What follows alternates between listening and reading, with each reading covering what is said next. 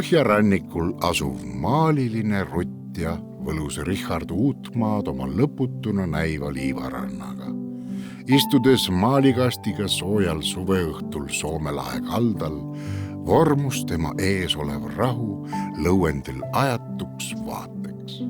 Virsikukarva õhtuvalgus kannab endas igavikulist ilu, mälestusi sama kaunitest õhtutest lapsepõlves.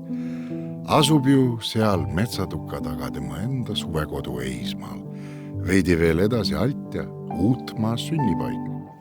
Õhtust päikeseloojangut kroonib aga puuderjas taevas, Uutmaa kvaliteedimärk, millel seekord kumavad vastu nii päikeseroosa kui mereõrn sinine.